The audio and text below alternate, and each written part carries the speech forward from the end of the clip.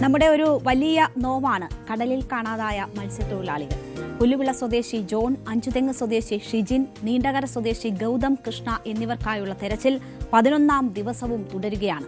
ഇപ്പോൾ തെരച്ചിൽ ഊർജിതമായി നടക്കുന്നുണ്ടെങ്കിലും ശക്തമായി തെരച്ചിൽ നടക്കേണ്ട ആദ്യ ദിവസങ്ങൾ പാഴായി എന്ന വിമർശനം ആ കുടുംബങ്ങൾ ശക്തമായി ഉന്നയിക്കുന്നുണ്ട്. അതിലും ദുഃഖകരമായിരുന്നു ആ കുടുംബത്തെ ആശ്വസിപ്പിക്കാൻ സർക്കാരിന്റെ ഭാഗമായ ആരും ഇതുവരെ എത്താതിരുന്നത്. മത്സ്യത്തൊഴിലാളിയുടെ ജീവന് വിലയില്ലേ എന്ന്, ഞങ്ങളുടെ വോട്ടിന് മാത്രമേ വിലയുള്ളൂ എന്ന് ആ കുടുംബങ്ങൾ ചോദിച്ചത് 3 മാസം തികയ്ക്കാത്ത ഈ സർക്കാരിന്റെ മുഖത്തേറ്റ അടിയായിരുന്നു. പരാതികൾ ശക്തമായിരിക്കെ ഒടുക്കം 11ാം നാൾ അവരെത്തി. മുഖ്യമന്ത്രി നീണ്ടകരയിൽ കടലിൽ കാണാതായ ഗൗതം കൃഷ്ണയുടെ വീട്ടിലെത്തിയവരെ സന്ദർശിച്ചു. ആഭ്യന്തരമന്ത്രിയും ഫിഷറീസ് മന്ത്രിയും പൂവാറിലെ ജോണിന്റെ വീട്ടിലും മുതലപ്പുഴയിലെ ഷിജിന്റെ വീട്ടിലും ഇന്നെത്തി. ഉറ്റവരെ കാത്തിരിക്കുന്നവരുടെ പരാതി പ്രളയമാണ് എല്ലായിടത്തും കേൾക്കാനായത്. സമാനതകളില്ലാത്ത ദുരന്തമാണ് കൊല്ലം നീണ്ടകരയിൽ മത്സ്യബന്ധനത്തിനിടെ വള്ളം മറിഞ്ഞ് കാണാതായ മത്സ്യത്തൊഴിലാളി ഗൗതം കൃഷ്ണയുടെ അമ്മ എസ് രേഷ്മ അനുഭവിക്കുന്നത്. കഴിഞ്ഞ വെള്ളിയാഴ്ച പുലർച്ചെയാണ് ഗൗതം ഉൾപ്പെടെ 14 അംഗ സംഘം സഞ്ചരിച്ച വള്ളം നീണ്ടകര മേഖലയിൽ മറിഞ്ഞത്. അപകടത്തിൽ ഗൗതമിന്റെ മുത്തച്ഛൻ പുത്തൻതുറ പൂമുഖം വീട്ടിൽ യു രാജീവൻ, പിതാവ് രാധാകൃഷ്ണൻ എന്നിവർ മരിച്ചിരുന്നു. അപകടത്തിൽ ഒരു കുടുംബത്തിലെ 3 പേർ ഇരയായിട്ടും അധികൃതരുടെ ഭാഗത്തു നിന്നുള്ള മെല്ലെപ്പോക്കിൽ വലിയ പ്രതിഷേധമാണ് അവിടെ ഉയർന്നത്. തെരച്ചിലിന്റെ അനാസ്ഥ ആരോപിച്ച് കഴിഞ്ഞ ദിവസം രേഷ്മ തീരദേശ പോലീസ് സ്റ്റേഷനു മുന്നിൽ കുത്തിയിരുന്ന് പ്രതിഷേധിച്ചു. മകനെ കണ്ടെത്തിയില്ലെങ്കിൽ നിരാഹാരം ആരംഭിക്കുമെന്ന് മുന്നറിയിപ്പ് നൽകിയതുമൊക്കെയാണ് നമ്മുടെ സംവിധാനത്തെ ഉണർത്തിയത്. പിന്നീടാണ് കേന്ദ്രമന്ത്രി സുരേഷ് ഗോപിയുടെ ഇടപെടലുണ്ടാകുന്നതും തെരച്ചിൽ ഊർജിതമാകുന്നതുമൊക്കെ. ഗൗതം കൃഷ്ണയ്ക്കായി കടലിലും കായലിലും തീരദേശത്തുമൊക്കെ ഇപ്പോൾ വ്യാപകമായി തെരച്ചിൽ നടക്കുകയാണ്. തെരച്ചിലിനായി നാവികസേനയുടെ കപ്പൽ INS കൽപ്പേനിയും കോസ്റ്റ് ഗാർഡിന്റെ ഹെലികോപ്റ്ററും കൊല്ലത്തെത്തി പരിശോധന പുരോഗമിക്കുകയാണ്. അതിനു പിന്നാലെയാണ് ഇന്നലെ ആദ്യം ആഭ്യന്തരമന്ത്രി രമേശ് ചെന്നിത്തലയും ഫിഷറീസ് വകുപ്പ് മന്ത്രി അബ്ദുൾ ഗഫൂറും ഗൗതം കൃഷ്ണയുടെ അമ്മ രേഷ്മയെ ആശ്വസിപ്പിക്കാനെത്തിയത്. പിന്നാലെ ഇന്ന് മുഖ്യമന്ത്രിയും എത്തി. രേഷ്മയെയും കുടുംബത്തെയും എന്ത് പറഞ്ഞ് ആശ്വസിപ്പിക്കണമെന്ന് അറിയില്ല എന്നതാണ് മുഖ്യമന്ത്രി ഇന്ന് പ്രതികരിച്ചത്. ഒരു കുടുംബത്തിനും ഉണ്ടാകാൻ പാടില്ലാത്ത ദുരന്തമാണ് അവർ നേരിടുന്നത്. കാണാതായ ആൾക്കു വേണ്ടിയുള്ള തെരച്ചിൽ ഇപ്പോഴും തുടരുകയാണ്. കാലാവസ്ഥ പ്രതികൂലമായിരിക്കുമ്പോൾ മാത്രമാണ് തെരച്ചിൽ നിർത്തുന്നതെന്ന് മുഖ്യമന്ത്രി പറഞ്ഞു. പരമാവധി എല്ലാ സംവിധാനങ്ങളും ഏകോപിപ്പിച്ചാണ് തെരച്ചിൽ നടത്തുന്നത്. സർക്കാരിന് സാധ്യമായ തരത്തിൽ സർക്കാർ ഈ കുടുംബങ്ങളെ സഹായിക്കും. ചെയ്യാൻ കഴിയാവുന്നതിന്റെ പരമാവധി ചെയ്യുമെന്നും മുഖ്യമന്ത്രി പറഞ്ഞു. ഇത്തരം ദുരന്തങ്ങളെ പ്രതിരോധിക്കാനുള്ള സംവിധാനങ്ങൾ സർക്കാർ നടപ്പാക്കും. മത്സ്യത്തൊഴിലാളികളെ കൂടി പങ്കെടുപ്പിച്ചുകൊണ്ടുള്ള പദ്ധതിയാകും നടപ്പിലാക്കുക എന്നതാണ് മുഖ്യമന്ത്രി പറഞ്ഞത്. സ്റ്റാൻഡേർഡ് ഓപ്പറേറ്റിംഗ് പ്രൊസീജിയർ നടപ്പാക്കുമെന്ന് മുഖ്യമന്ത്രി പറയുന്നുണ്ട്. മത്സ്യത്തൊഴിലാളികളുടെ സുരക്ഷയ്ക്കായി അടിയന്തരമായി താൽക്കാലിക സംവിധാനം നടപ്പിലാക്കുന്നതിലേക്ക് കടക്കുമെന്നും മുഖ്യമന്ത്രി വ്യക്തമാക്കി. മന്ത്രി ഷിബു ബേബി ജോണും മുഖ്യമന്ത്രിക്കൊപ്പമുണ്ടായിരുന്നു. മുഖ്യമന്ത്രി പറഞ്ഞത് ഒന്ന് കേൾക്കാം. 3 പേരെയാണ്, 2 പേരെ നഷ്ടപ്പെട്ടു, ഒരാളെ കാണാതായി. എന്തു പറഞ്ഞ് ആശ്വസിപ്പിക്കണമെന്ന് പോലും അറിയാൻ പറ്റാത്ത സ്ഥിതിയിലാണ് നമ്മൾ ചെയ്തത്. അവരെ കാണാതായ ആൾക്ക് വേണ്ടിയിട്ടുള്ള തിരച്ചിൽ ഇപ്പോഴും തുടരുകയാണ്. ഒരു കാലത്തും നടത്താത്ത രീതിയിലാണ് ആള് നഷ്ടപ്പെട്ടിട്ടും ഇത്രയും ദിവസമായിട്ടും തിരച്ചിൽ നടത്തുന്നത്. ചില പ്രതികൂലമായ കാലാവസ്ഥയുടെ സമയത്ത് മാത്രമാണ് നടക്കാതിരുന്നത്. അല്ലാതെ എല്ലാ ദിവസങ്ങളും ഡോണിയർ വിമാനം ഉപയോഗിച്ചും ഹെലികോപ്റ്റർ ഉപയോഗിച്ചും ഉള്ള പരമാവധി സ്കൂബ ഡൈവിംഗ് സംവിധാനം ഉപയോഗിച്ചും ഒക്കെ നടത്തുകയാണ്. കാരണം വിഴിഞ്ഞത്തും ഒരാൾ, മുതലപ്പുഴയിലും ഇവിടെയും ഒരാൾ നഷ്ടപ്പെട്ടിട്ടുണ്ട്. അതിനു വേണ്ടിയിട്ടുള്ള തെരച്ചിൽ ഈ 2 സ്ഥലത്തും പരമാവധി എല്ലാ സംവിധാനങ്ങളെയും ഏകോപിപ്പിച്ചുകൊണ്ട് പരമാവധി നടക്കുകയാണ്. പക്ഷെ ഇതുവരെ ഈ 3 പേരെയും കണ്ടെത്താൻ കഴിഞ്ഞിട്ടില്ല എന്നത് വളരെ ദൗർഭാഗ്യകരമായ കാര്യമാണ്. ഇപ്പോൾ തന്നെ അടിയന്തരമായി ചെയ്യേണ്ട താൽക്കാലികമായ സംവിധാനം ഉണ്ടാക്കും, പെർമനന്റ് ആയിട്ടുള്ള ഒരു സംവിധാനം ഉണ്ടാക്കും. അതിനൊരു സ്റ്റാൻഡേർഡ് ഓപ്പറേറ്റീവ് പ്രൊസീജിയർ ഉണ്ടാകുന്നതിന് വേണ്ടിയിട്ടുള്ള നിർദ്ദേശം കൊടുത്തിട്ടുണ്ട്. മന്ത്രി ശ്രീ അബ്ദുൾ ഗഫൂർ അതുപോലെ ശ്രീ ഷിബു ബേബി ജോണും ആ കാര്യത്തിൽ വളരെ ശ്രദ്ധയോടുകൂടി അവർ തന്നെ എല്ലാവരുമായിട്ട് ആലോചിച്ചു, മത്സ്യത്തൊഴിലാളികളുമായിട്ട് ആലോചിച്ചു കൂടി ചെയ്യാൻ വേണ്ടിയിട്ടുള്ള തീരുമാനമെടുക്കുന്നത്. എന്നാൽ മുഖ്യമന്ത്രി ഇത്രയും പറഞ്ഞത് വളരെ സ്വീകാര്യമായ കാര്യങ്ങളാണ്. എന്നാൽ മറ്റ് ചില കാര്യങ്ങൾ കൂടി അദ്ദേഹം പറയുന്നുണ്ട്. തെരച്ചിൽ കാര്യക്ഷമമല്ലെന്ന ആക്ഷേപത്തിൽ വസ്തുതയില്ല എന്നതാണ് അദ്ദേഹം വിശദീകരിച്ചത്. ആദ്യ ദിവസം മുതൽക്കേ തന്നെ എല്ലാ രീതിയിലുമുള്ള തെരച്ചിൽ നടത്തിയിരുന്നു എന്ന് മുഖ്യമന്ത്രി പറയുന്നു. മോശം കാലാവസ്ഥയിൽ തെരച്ചിലിന് പോകുന്നവർ കൂടി അപകടത്തിൽപ്പെടുന്ന സാഹചര്യം എത്തിയപ്പോൾ മാത്രമാണ് താൽക്കാലികമായി തെരച്ചിൽ നിർത്തിയത് എന്നതാണ് അദ്ദേഹം വിശദീകരിക്കുന്നത്. കുടുംബത്തിൽ നിന്ന് ഒരാളെ കാണാതായാൽ സ്വാഭാവികമായും അവർക്ക് വൈകാരികമായ പ്രശ്നങ്ങൾ ഉണ്ടാകും. പോലീസിനും സർക്കാരിനുമെതിരെ അവർ നടത്തുന്ന വിമർശനങ്ങളെല്ലാം അതേ രീതിയിൽ തന്നെ ഉൾക്കൊള്ളുന്നു എന്നതാണ് മുഖ്യമന്ത്രി പറയുന്നത്.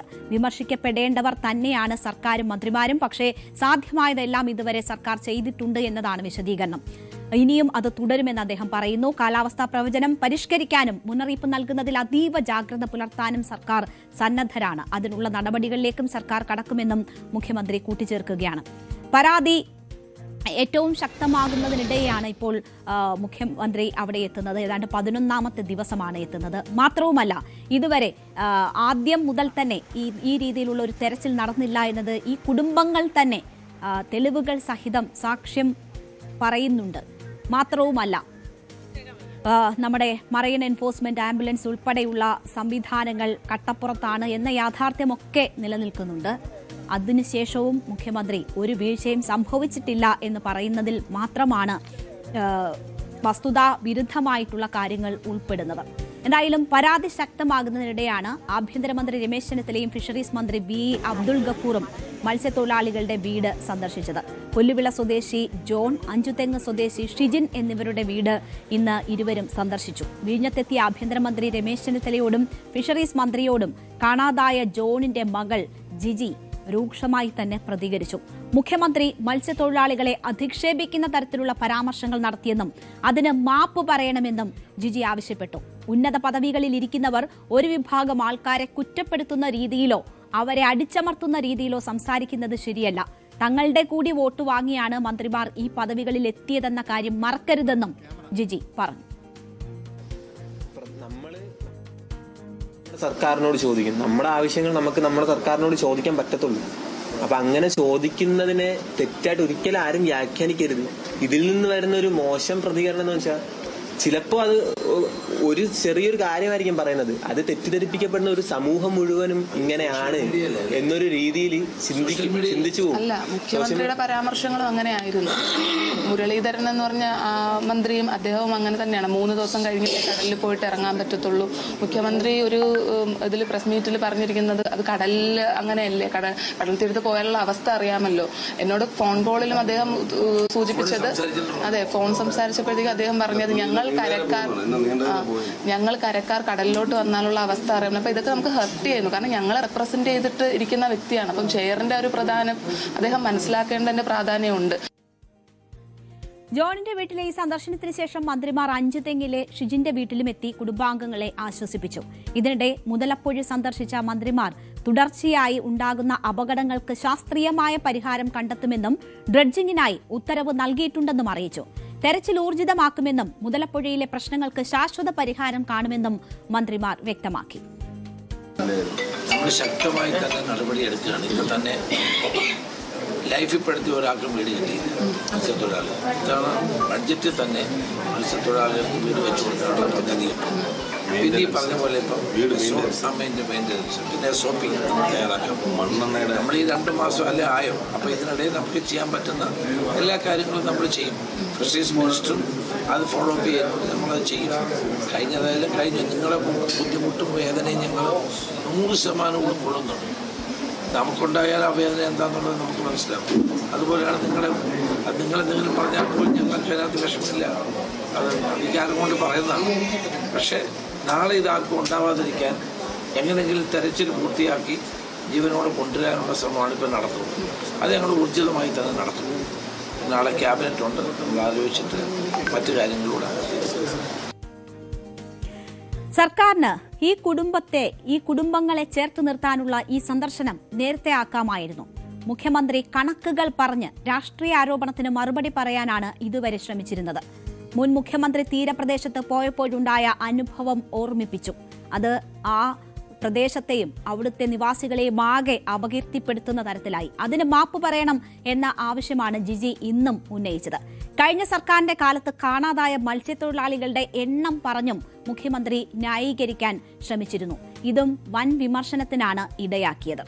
ഇതിനൊക്കെ ഒടുവിലാണ് ഇപ്പോൾ 11ാം ദിവസം ഈ സന്ദർശനം നടക്കുന്നത്. നമുക്കറിയാം, മറ്റൊരു ദുരന്ത മേഖലയിലേക്ക് മുഖ്യമന്ത്രിയെ പോലെയുള്ള വ്യക്തികൾ എത്തുമ്പോൾ അത് ഒരു പക്ഷേ അവിടെ നടക്കുന്ന തെരച്ചിലിനും മറ്റ് പ്രവർത്തനങ്ങൾക്കും, ദുരിതാശ്വാസ പ്രവർത്തനങ്ങൾക്കും, രക്ഷാപ്രവർത്തനങ്ങൾക്കും തടസ്സമായേക്കാം. പക്ഷേ ഇത് അങ്ങനെ ഒരു സംഭവമല്ല. കടലിൽ പോയ മനുഷ്യരെ കാത്തുകിടക്കുന്ന മനുഷ്യരാണ്. അവർക്കൊപ്പം ഈ സർക്കാരുണ്ട്, ഈ സംവിധാനമുണ്ട് എന്ന് ഒരു മന്ത്രിയോ മുഖ്യമന്ത്രിയോ അവിടെ എത്തി പറയുന്നത്, അവരെ ചേർത്ത് നിർത്തുന്നത്, അവർക്ക് നൽകുന്ന ആശ്വാസം വളരെ വലുതായിരിക്കും. പക്ഷേ അത് ഉണ്ടായില്ല. മാത്രവുമല്ല, അവർക്ക് ഏറ്റവും പരാതിയുള്ളത് തെരച്ചിൽ ഊർജിതമായിരുന്നില്ല എന്നതാണ്. ആദ്യ ദിവസം എന്ന് പറയുന്ന ആ ഗോൾഡൻ അവേഴ്സ്, ആ തെരച്ചിൽ നടത്തേണ്ടുന്ന, അവരെ രക്ഷപ്പെടുത്തേണ്ടുന്ന ഏറ്റവും പ്രധാനപ്പെട്ട സമയം പാഴായി പോയി എന്നതാണ്. അപ്പോഴും മുഖ്യമന്ത്രി ന്യായീകരിക്കുന്നത് ഇത്ര ദിവസം തെരച്ചിൽ നടന്ന മറ്റൊരു സന്ദർഭമുണ്ടോ എന്നതാണ്. ഇത്ര ദിവസത്തെ തെരച്ചിൽ എന്നതല്ല, ആദ്യ മണിക്കൂറുകളിലെ ഏറ്റവും പ്രധാനപ്പെട്ട തെരച്ചിൽ എന്നതാണ് ആ കുടുംബം ചൂണ്ടിക്കാട്ടുന്നത്. അപ്പോൾ ന്യായീകരണം കൊണ്ട് മുഖ്യമന്ത്രി അവരെ കുറ്റപ്പെടുത്താനും ചെറുതാക്കാനും ശ്രമിച്ചു എന്ന വികാരമാണ് അവർക്കുള്ളത്. അതാണ് അവർ ആവർത്തിച്ച് പറയുന്നത്. തിരുവനന്തപുരത്തും കൊല്ലത്തും കാണാതായ മത്സ്യത്തൊഴിലാളികൾക്കായുള്ള തെരച്ചിൽ സംബന്ധിച്ച് വിവാദമുയർന്നതോടെ 10 വർഷത്തിനിടയിൽ കാണാതായവരുടെ കണക്കുകളും സർക്കാർ പുറത്തുവിട്ടിരുന്നു. 10 വർഷത്തിനിടെ ഏതാണ്ട് 160 മത്സ്യത്തൊഴിലാളികളെയാണ് കാണാതായിരിക്കുന്നത്. 469 പേർ മരണപ്പെടുകയും ചെയ്തിട്ടുണ്ട്. അതേസമയം 47,773 മത്സ്യത്തൊഴിലാളികളെ കടലിൽ നിന്ന് രക്ഷപ്പെടുത്താനും കഴിഞ്ഞതായി ഫിഷറീസ് വകുപ്പ് പുറത്തിറക്കിയ വാർത്താക്കുറിപ്പിൽ പറയുന്നു. മത്സ്യത്തൊഴിലാളികൾക്കായുള്ള തെരച്ചിൽ കാര്യക്ഷമമല്ലെന്ന ആക്ഷേപത്തിനിടെയാണ് ഫിഷറീസ് വകുപ്പ് ഈ വിശദീകരണ കുറിപ്പ് പുറത്തുവിട്ടത്. 10 വർഷത്തിനിടെ നടത്തിയത് 5072 കടൽ രക്ഷാപ്രവർത്തനങ്ങളും 23,000 പട്രോളിംഗുമാണ്. വർഷത്തിൽ ഏകദേശം 300 മുതൽ 600 വരെയുള്ള സീ റെസ്ക്യൂ ഓപ്പറേഷനുകൾ നടക്കുന്നതായും ഫിഷറീസ് വകുപ്പ് അറിയിച്ചു. എന്നാൽ മറൈൻ ആംബുലൻസ് സംവിധാനത്തിന്റെ ദുരവസ്ഥ നമ്മൾ കണ്ടതാണ്. ഓഖിക്ക് പിന്നാലെ കൊച്ചി കപ്പൽശാലയിൽ നിർമ്മിച്ച 3 മറൈൻ ആംബുലൻസുകൾ വിഴിഞ്ഞം, വൈപ്പിൻ, ബേപ്പൂർ മേഖലകളിൽ വിന്യസിക്കുകയും അവയ്ക്ക് പ്രതീക്ഷ, പ്രത്യാശ, കാരുണ്യ എന്നീ പേരുകൾ നൽകുകയും ചെയ്തു. പക്ഷേ കോടികൾ മുടക്കി കടലിലിറക്കിയ ഈ ബോട്ടുകൾ കട്ടപ്പുറത്താണ്. പഴകിയ മത്സ്യബന്ധന ബോട്ടുകളാണ് രൂപമാറ്റം വരുത്തി ഒക്കെ ഇപ്പോൾ ഉപയോഗിക്കുന്നത്. ജീവനക്കാർ പോലും, ഉദ്യോഗസ്ഥർ പോലും ജീവൻ പണയം വെച്ചാണ് ഈ തെരച്ചിലിലും രക്ഷാപ്രവർത്തനത്തിലും ഏർപ്പെടുന്നത്. അങ്ങനെ നിരവധി പിടിപ്പുകേടുകളുടെ വാർത്തയാണ് വന്നത്. കേരളത്തിനെ ദുരന്ത മേഖലകളിൽ സഹായഹസ്തമായി നിൽക്കുന്ന കേരളത്തിന്റെ സ്വന്തം സേനയെ കരുതാൻ കൂടുതൽ ശക്തമായ ഇടപെടൽ വേണം എന്നതാണ് ഇതൊക്കെ നമ്മുടെ മുന്നിൽ വെളിപ്പെടുത്തിയത്. മുന്നറിയിപ്പ് സംവിധാനം വേണം. അതിന് മത്സ്യത്തൊഴിലാളികൾക്കും ആ മേഖലയിലെ പരിചയസമ്പന്നർക്കും പറയാനുള്ള നിർദ്ദേശങ്ങൾ കൂടി പരിഗണിച്ച് മാർഗങ്ങൾ കണ്ടെത്തണം. ഇതൊക്കെയാണ് ആ മേഖലയിൽ നിന്ന് കഴിഞ്ഞ 11 ദിവസമായി ഉയർന്നു കേൾക്കുന്നത്. ഇത് ഇപ്പോൾ കാണാതായ ഈ മനുഷ്യർക്ക് വേണ്ടി മാത്രമുള്ളതല്ല. അവർക്ക് അവരുടെ ഏക ഉപജീവന മാർഗമാണ് കടലിൽ പോയുള്ള മത്സ്യബന്ധനം. ഏതെങ്കിലുമൊക്കെ കാലാവസ്ഥാ മുന്നറിയിപ്പ് വരുമ്പോഴൊക്കെ, അല്ലെങ്കിൽ അത് കൃത്യമാകാതെ തന്നെ അവരോട് പോകരുത് എന്ന് പറയുന്നവർ ഞങ്ങൾ എങ്ങനെ ജീവിക്കുന്നു എന്നത് തിരക്കുന്നുണ്ടോ എന്നതാണ് കഴിഞ്ഞ ദിവസം ചർച്ചയിൽ പങ്കെടുത്ത ഒരു കോസ്റ്റൽ യൂത്തിന്റെ പ്രതിനിധി ചോദിച്ചത്. അപ്പോൾ അവരുടെ ഏക ഉപജീവന മാർഗമാണ്. അവരെ സംരക്ഷിക്കണം, കൂടെ നിർത്തണം, അവർക്ക് കൃത്യമായ മുന്നറിയിപ്പുകൾ കൊടുക്കണം, അവരുടെ ജീവന് സംരക്ഷണം ഉറപ്പുവരുത്തണം. അതിന് അധികാരികൾ കൂടെ ഉണ്ടാകണം. അത് ഏതെങ്കിലും ഒരു സംഭവത്തിൽ മാത്രമല്ല, അതൊരു സിസ്റ്റം എന്ന നിലയിൽ തുടർച്ചയായുള്ള പ്രവർത്തനം ഉറപ്പുവരുത്തുന്നതുമാകണം എന്നതാണ് അവർ ഉന്നയിക്കുന്ന ആവശ്യം. എന്തായാലും ഇപ്പോൾ നമ്മൾ കേൾക്കുന്ന, അവിടെ നിന്ന് ഉയർന്നു കേൾക്കുന്ന യുവാക്കളുടെ, ആ വീട്ടിലെ തന്നെ ദുരന്തം നേരിട്ടിരിക്കുന്ന ജിജി എന്ന പെൺകുട്ടിയുടെ ഒക്കെ ശബ്ദം, അത് അവർക്ക് വേണ്ടി മാത്രമുള്ളതല്ല, ആ കമ്മ്യൂണിറ്റിക്ക് വേണ്ടി ആകെയുള്ളതാണ്. അവരുടെ പ്രശ്നങ്ങളാണ് അവർ ഈ വിഷമ സ്ഥിതിയിലും ഉറക്കെ പറയുന്നത്. എന്തായാലും സ്റ്റാൻഡേർഡ് ഓപ്പറേറ്റിംഗ് പ്രൊസീജിയർ നടപ്പാക്കുമെന്ന മുഖ്യമന്ത്രിയുടെ പ്രഖ്യാപനം വാക്കുകളിൽ ഒതുങ്ങരുത്.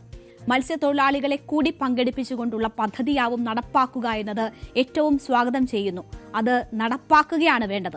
ആ കുടുംബത്തിന് കടുത്ത വേദനയിലും ഇത് ചോദിക്കേണ്ടി വന്നു എന്നൊരു സാഹചര്യം ഇരിക്കുന്നുണ്ട്. അവർക്കെതിരെ പ്രതികാര നടപടികൾ ഉണ്ടാകരുത്. ഇപ്പോഴും ആ കുടുംബം, ഈ രംഗത്ത് വന്ന് സംസാരിച്ച ഓരോ മനുഷ്യരും വലിയ രീതിയിലുള്ള സൈബർ അറ്റാക്കുകൾ നേരിടുകയാണ്.